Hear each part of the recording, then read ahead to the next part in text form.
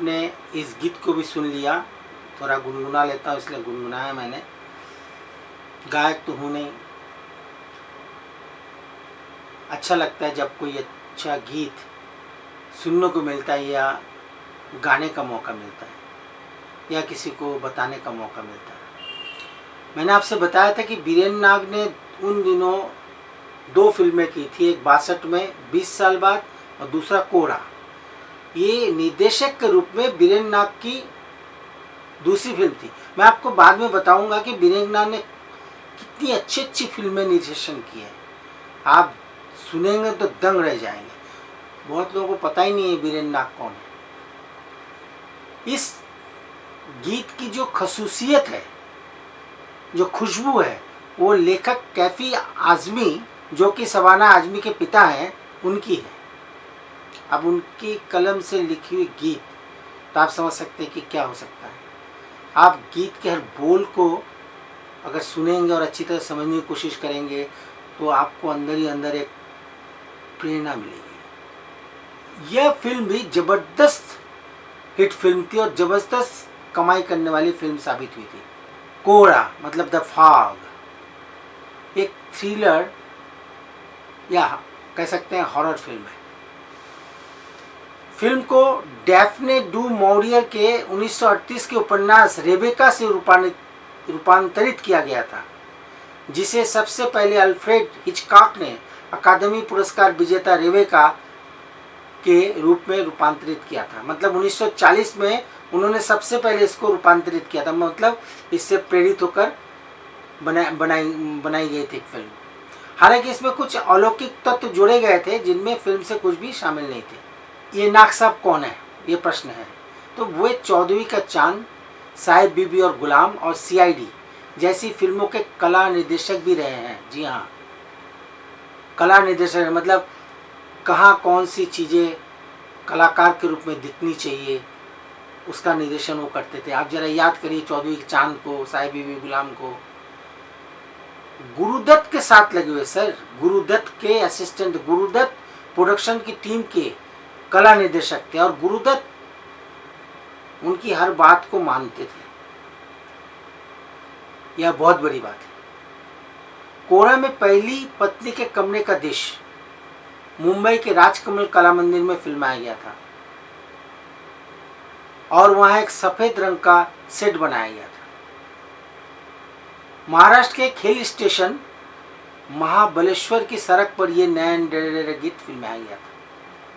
आपने देखा होगा पहाड़ का एक दृश्य है, ऊपर विश्वजीत आ रहे हैं और हीरोइन जा रही है, तब वो गाते हैं ये नैन डरे डरे। उनको समझा रहे हैं ये नैन डरे डरे क्यों है। किसी खबर की रातों के निडर मुझे जीने दो।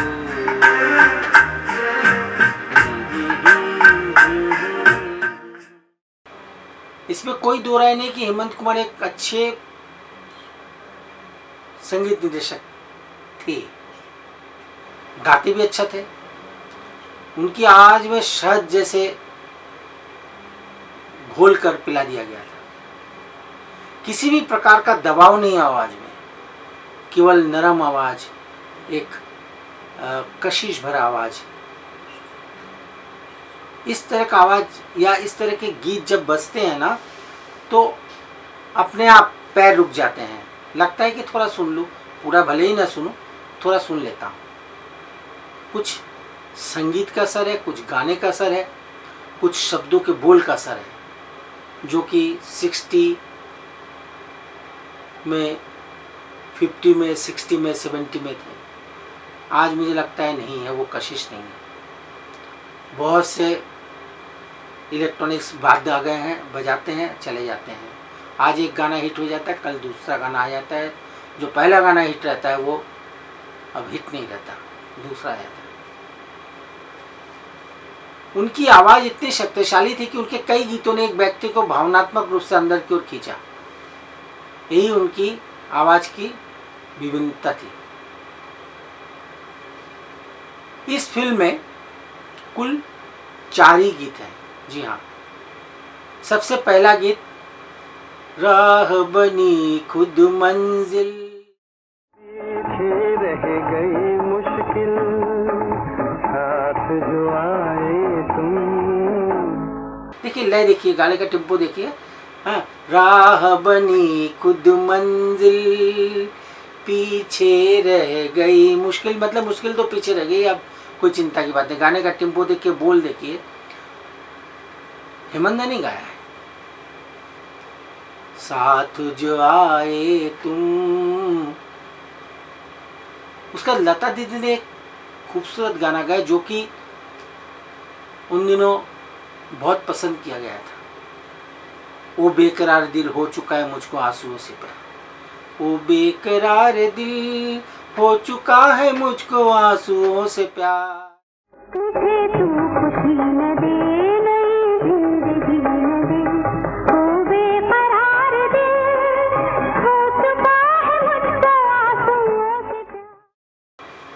गाने के बोल हैं, लोगों ने खूब पसंद किया। और इस थ्रिलर फिल्म की सबसे महत्वपूर्ण जो गीत है, जो जिसके रिकॉर्ड बहुत खरीदे गए, लोगों ने इस गीत को खरीद कर अपने घर में रखा, और जिसे लता मंगेशकर जी ने गाया, और गीत ब्लॉकबस्टर साबित हो गया। हॉरर फिल्म का हॉरर गाना, झूम झूम ढलती रात, झूम झूम ढलती रात, लेके चले मुझे अपने साथ, झूम झूम ढलती रात। एक लैंप लेके वो जा रही है, कभी पीछे कभी आगे, लेके चली मुझे अपने साथ, झूम झूम ढलती रात। और उसके बाद ये नैन डरे डरे की बात आ जाती है। अब इसमें एक चीज़ देखिए, मैंने आपसे कहा था वीरेंद्र नाग के बारे में बताऊंगा, 62 और 64 के बारे में तो आपने जान लिया। 62 में ही उन्होंने एक और फिल्म का निर्देशन किया था, हम दोनों, देवानंद की फिल्म थी, याद करिए। देवानंद का डबल रोल था, एक साधना थी और दूसरी शायद नंदा थी, मैं अगर भूल रहा हूँ तो,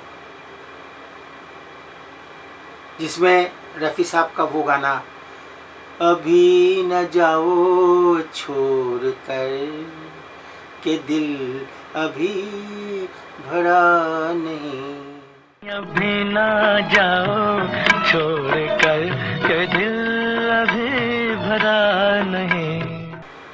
उसमें एक और महत्वपूर्ण गाना है रफ़ी का, मैं जिंदगी का साथ निभाता चला गया, हर फिक्र को धुएं में उड़ा। बहुत हिट गाना था सर। और एक फिल्म थी 1963 में, उन्होंने मतलब लगातार 4 साल उन्होंने फिल्में बनाई, मतलब निर्देशन किया। तेरे घर के सामने एक घर बनाऊंगा, तेरे घर के सामने एक घर बनाऊंगा, तेरे घर के सामने, तेरे घर के सामने एक घर बनाऊंगा, तेरे घर के सामने। साहेब बीबी गुलाम में वो थे कला निदेशक, और एक डिटेक्टिव फिल्म आई थी, उसमें भी वो कला निदेशक थे।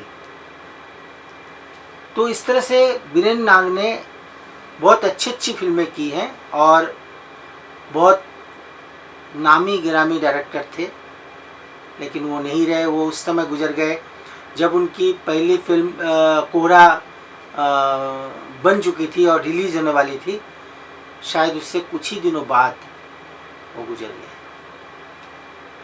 तो आपने देख लिया ये नैन डरे डरे।